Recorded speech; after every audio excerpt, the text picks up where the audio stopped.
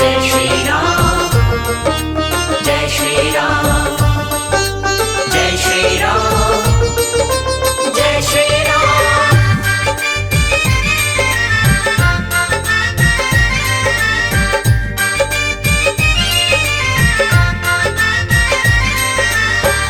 भक्तों, आज हम राम वनवास की मार्मिक कथा सुनाने जा रहे हैं। प्रेम से बोलिए श्री कौशल्या नंदन प्रभु रामचंद्र भगवान की जय। भक्तों, यह बात हर कोई जानता है कि भगवान रामचंद्र अपने माता पिता से कितना प्रेम करते थे और अपने भाइयों के प्रति उनका अटूट प्रेम था।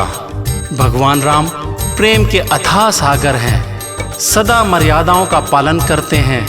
उनके पिता राजा दशरथ भी राम को बहुत प्रेम करते हैं। दुनिया की हर अनमोल वस्तुओं से बढ़कर राम को हृदय से प्रेम करते थे, लेकिन समय ने उन्हें ऐसा खेल दिखाया कि उन्हें अपने पुत्र राम को वनवास भेजना पड़ा। तो आइए सुनते हैं श्री राम वनवास की कथा।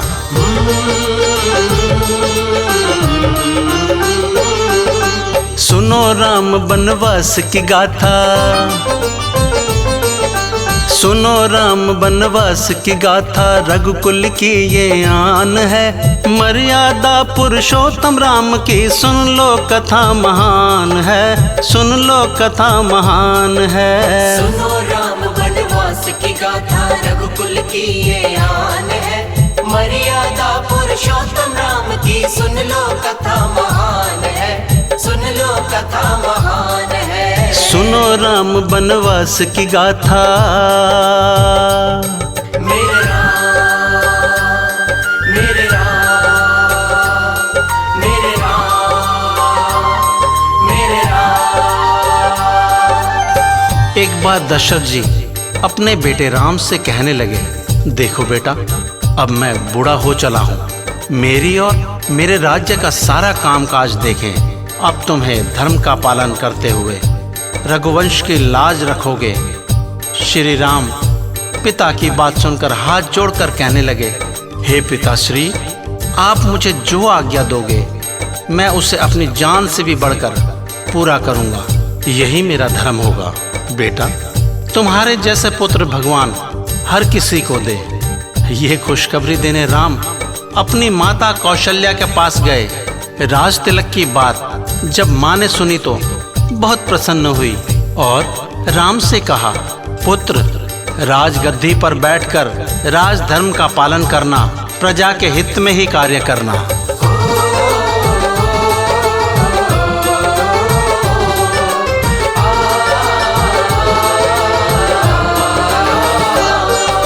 राज तिलक के खबर सुनी तो माँ कौशल्या हर्षाए। राज धर्म का पालन करना बात राम को समझाए। महलों में जब होने लगी है राज तिलक की तैयारी, धाम अयोध्या के नर नारी खुशी मनाते हैं भारी। जाने कब भगवान बदल दे, जाने कब भगवान बदल दे। विधि का ये विधान है, मर्यादा पुरुषोत्तम राम की। सुन लो कथा महान है, सुन लो कथा महान है। सुनो राम वनवास की गाथा, रघुकुल की ये आन है, मर्यादा पुरुषोत्तम राम की। सुन लो कथा महान है, सुन लो कथा महान है। सुनो राम वनवास की गाथा। जय श्री राम, जय श्री राम, जय श्री राम, जय श्री राम।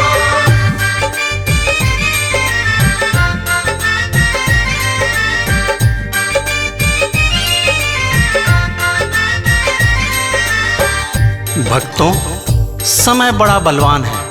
समय न जाने कब क्या खेल दिखा दे। एक और महल में श्री राम की गद्दी पर बैठने की तैयारी हो रही थी। दूसरी ओर कैकई की मुंह लगी दासी मंथरा दौड़ी दौड़ी रानी कैकई के पास आई और आकर बोली, महारानी, तुम यहाँ आराम की नींद सो रही हो, तुम्हारे सर पर मौत का साया मंडरा रहा है। कैकई बिस्तर से फौरन उठी और मंथरा से बोली, क्या बात कर रही हो मंथरा? रानी, तुम बहुत भोली हो। क्या तुम्हें नहीं पता उधर राम का राज तिलक किया जा रहा है?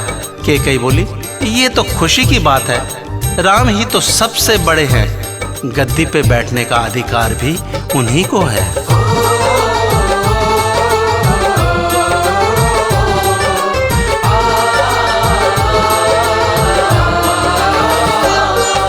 राम बने तो अवध के राजा बहुत बुरा हो जाएगा। राजा बनते ही वो भरत को घर से बाहर निकालेगा। दुष्ट मंथरा महारानी को बार बार यूं भड़काए। भरत को राजा आप बनाए, रानी तुमको समझाए। राम बने तो राजा होगा, हाँ राम बने तो राजा होगा। आपका ये अपमान है। मर्यादा पुरुषोत्तम राम की सुन लो कथा महान है। सुन लो कथा महान है। सुनो राम वनवास की गाथा, रघुकुल की ये आन है।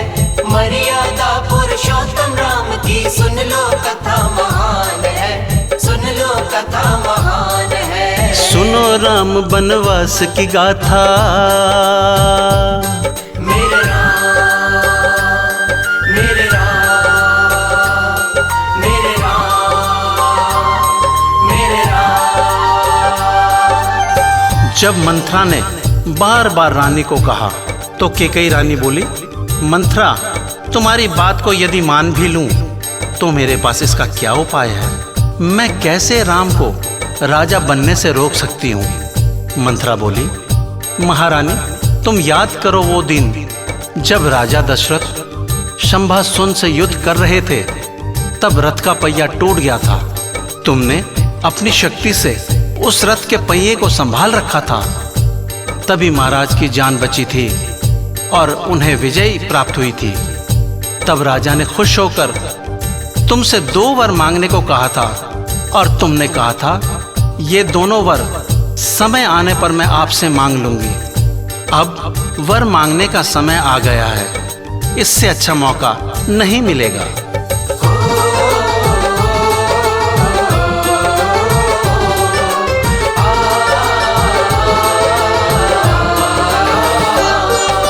समय आ गया अब तो रानी बात हमारी मान लो। राम कहो बनवास भरत के लिए गद्दी मांग लो। राजा बहुत ही चाहते तुमको, बात तुम्हारी मानेंगे। 2 वचन जो तुमने मांगे आज वो पूरा कर देंगे। बनेंगे राजा भरत तुम्हारे, हाँ बनेंगे राजा भरत तुम्हारे। पूजे सकल जहान है। मर्यादा पुरुषोत्तम राम की सुन लो कथा महान है। सुन लो कथा महान है। सुनो राम वनवास की गाथा, रघुकुल की ये आन है। मर्यादा पुरुषोत्तम राम की सुन लो कथा महान है। सुन लो कथा महान है। सुनो राम वनवास की गाथा। जय श्री राम, जय श्री राम, जय श्री राम, जय श्री राम।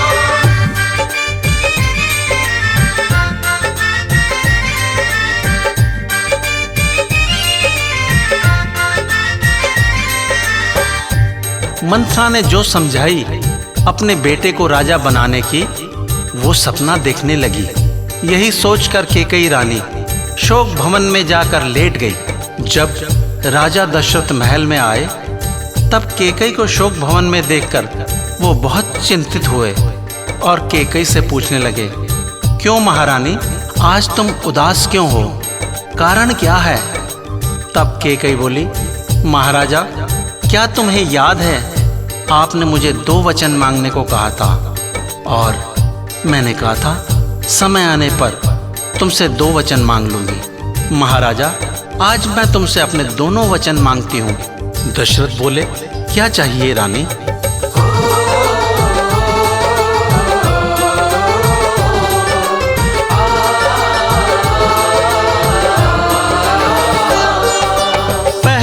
वर मांगू मैं भरत को, गद्दी पे तुम बैठाओ। 14 साल के लिए राम को तुम वनवास को पहुंचाओ। ये दोनों वर ना दोगे तो कोप भवन में मर जाऊं। जब तक भरत बने ना राजा, दाना पानी ना खाऊं। दशरथ के दुखों का कारण, दशरथ के दुखों का कारण कैकेयी का वरदान है। मर्यादा पुरुषोत्तम राम की सुन लो कथा महान है, सुन लो कथा महान है। सुनो राम वनवास की गाथा, रघुकुल की ये आन है। मर्यादा पुरुषोत्तम राम की सुन लो कथा महान है, सुन लो कथा महान है। सुनो राम वनवास की गाथा। मेरे राम, मेरे राम, मेरे राम, मेरे राम। जब कैकेयी ने दशरथ जी को कहा, मेरा पहला वचन तो यह है भरत को अयोध्या का राज्य दिया जाए, और दूसरा वचन मेरा ये है राम को 14 वर्ष का वनवास दिया जाए। कैकेयी की ये बात सुनकर दशरथ जी बोले, तुम क्या कह रही हो? राम को वनवास? नहीं नहीं, मैं राम को वनवास नहीं दे सकता हूँ। तुम्हारा पहला वचन मुझे मंजूर है, किंतु राम को वनवास नहीं भेज सकता। ये कहते कहते दशरथ भूमि पर गिर गए। कैकेयी बोली, क्यों क्यों वचन से मुकर गए महाराज? दशरथ बोले, मैं वचन का पक्का हूं, परंतु राम को वन में जाने का वचन वापस ले लो। मैं राम के बिना कैसे जीवित रह सकता हूं?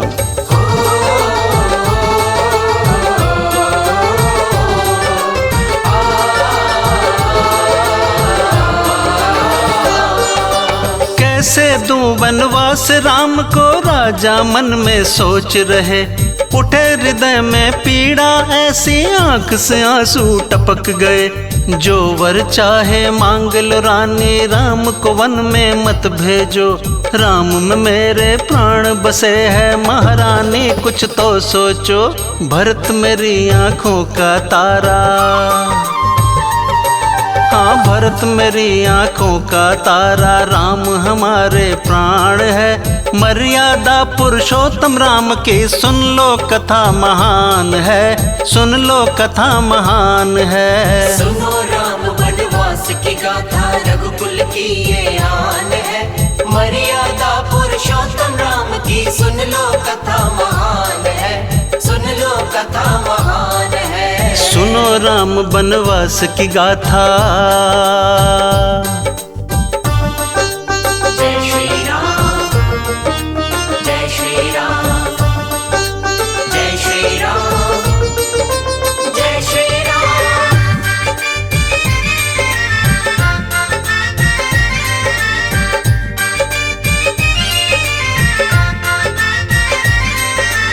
परंतु कैकेयी का हृदय नहीं पिघला, अपनी जिद पर अड़ी रही। महलों में उदासी छा गई। दशरथ जो शैया पर पड़े पड़े राम राम ही रट रहे थे, तभी वहां राम आए और बोले, पिताश्री अपने दुख का कारण मुझे बताएं, आखिर क्या बात है? तब पिता ने उन्हें सारी बात बताई।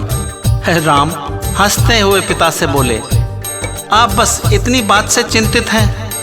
पिताजी, मैं आपका पुत्र हूं। अगर आप मुझे मरने का आदेश दे दे तो मैं अपना शीश काट के आपके चरणों में रख दूं। बस ये 14 वर्ष का वनवास ही तो है, यूं ही हंसते हंसते गुजर जाएंगे। आप मुझे आज्ञा दीजिए।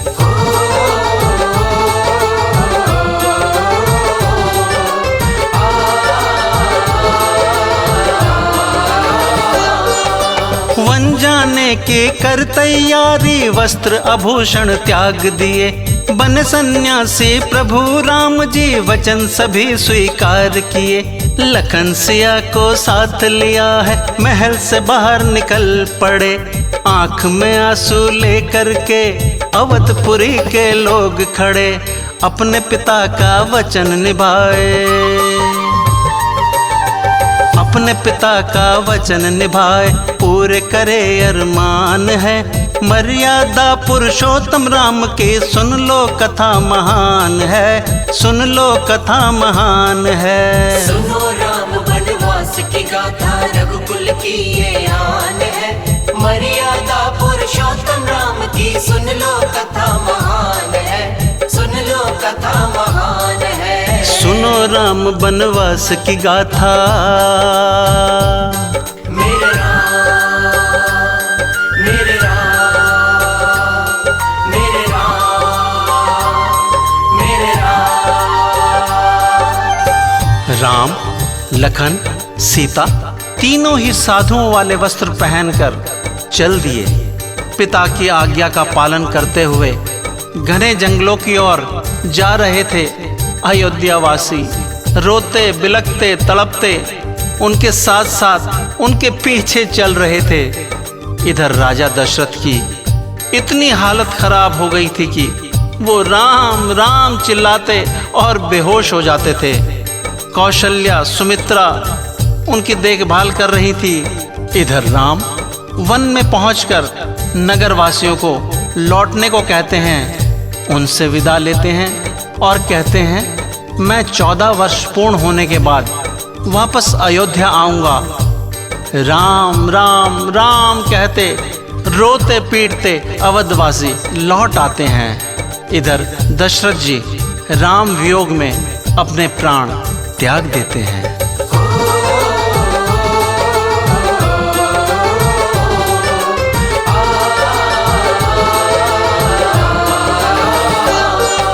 राम वियोग में दशरथ जी ने प्राण अपने त्याग दिए। महलों में सन्नाटा छाया, व्याकुल दुख से सभी हुए। लगी खबर ननिहाल से लौटे भरत अयोध्या आए हैं। अपनी के कई माता को फिर कड़वे वचन सुनाए हैं, दिए वचन जो सदा निभाए। हाँ, दिए वचन जो सदा निभाए। दशरथ की संतान है, मर्यादा पुरुषोत्तम राम की सुन लो कथा महान है, सुन लो कथा महान है। सुनो राम वनवास की गाथा, रघुकुल की ये आन है। मर्यादा पुरुषोत्तम राम की सुन लो कथा महान है, सुन लो कथा महान है। सुनो राम वनवास की गाथा।